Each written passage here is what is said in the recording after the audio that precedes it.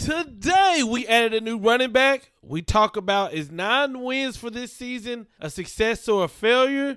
And I got a little barbershop talk. Not official, nothing, no reporting, just a little barbershop talk at the end. We got all that and more. If you're rocking with you know what to do. Hit that like and subscribe button so you never, ever miss out on a video.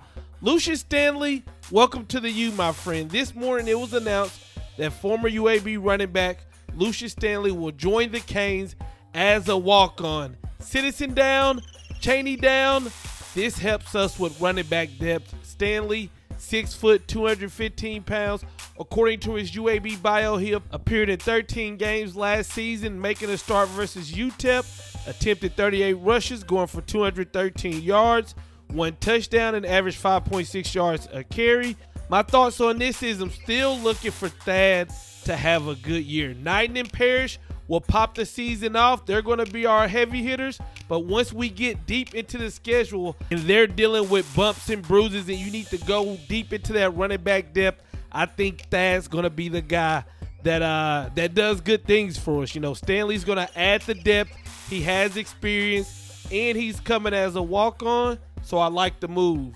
Next up, a big debate amongst Canes fans is at the end of the year, when it's all said and done, if we had 9 wins, would that be considered a failure of a year? Before I say anything, y'all got to let me know in the comments. Go in the comments right now and let me know if at the end of the year we have 9 wins, is that a failure of a season? Let me know in the comments. But to me, it's not really about the wins. It's more about how did the team look and who did they lose to. All wins aren't created equal and all losses aren't created equal. Me personally, I got to know who we lost to and how we lost to them. For example, one of my biggest problems with Manny, one of them is he lost to teams like Duke. He lost to teams like FIU. He lost to Louisiana Tech, got shut out. Losing those games isn't the same as losing to Trevor Lawrence, Travis Etienne, and Clemson. They're not the same. So I got to see at the end of the year, who did we win? Who did we beat? Who did we lose to? How did we lose? Did we just were we undisciplined and just got flags left and right doing dumb stuff? Or did football happen? Y'all know sometimes the ball just bounces the other team's way. Those are the type of things that I've got to see. In my opinion, it's not what you do, it's how we do it to know if it's a success or a failure. But that's just how I'm looking at it at this point in the season. Because honestly, at this point, we don't know nothing. We don't really know nothing. We've had week 0, but we don't know who's going to be a good team, who's going to be a bad team. We don't know. No one knows anything right now. And that is the honest fact. That's why people say, Grant, what do you think the record's going to be? If you ask me at this point, before we even play the game, I don't think we can be beaten.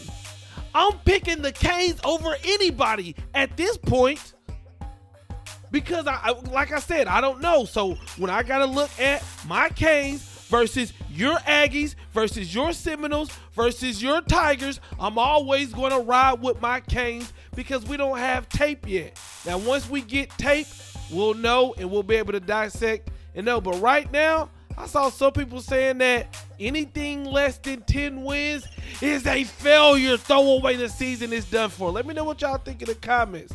I got to know. Okay, now the last thing is I want to talk barbershop talk. Now, y'all know barbershop talk is just us talking. We not reporting. We not making predictions. We just talking. As a matter of fact, I'm the only one talking, you know, unless you talking while you listen to this. I'm talking, and I'm just going to take you to what I thought about earlier today, right? So it was announced that Kobe Prentice will start as a true freshman for the Alabama Crimson Tide at wide receiver. I thought, man, the first thing I thought was this kid's got to be good to be starting as a true freshman wide receiver for Alabama. You know, they brought in the Louisville kid. They brought in Jermaine Burton from Georgia. So for Kobe to be starting, that's crazy. Then I saw the full tweet that said this: breaking. Trayshawn Holden, Jermaine Burton, and Kobe Prentice are your starting wide receivers for Alabama. So then there was somebody missing.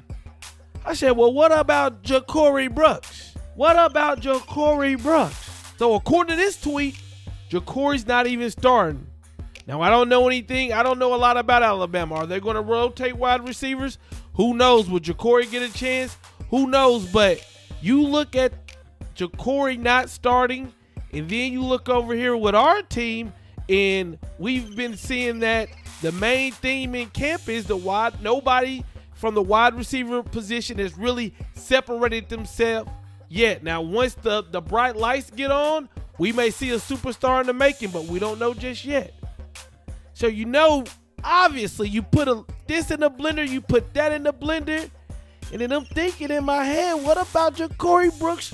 Come on, make the move, man. Come on over to the U, Ja'Cory.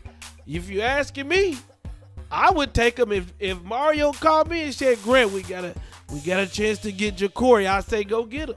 If Ja'Cory wanted to come, I would say go get him. What would you guys say? Or would you say, no, we're good? Something to keep an eye on. I think it's interesting. With the way that the transfer portal is, once depth charts get released, I just start looking around. I just start thinking things. Like I said, this is just Barbershop Talk. Let me know what you think in the comments. I'm out. Peace.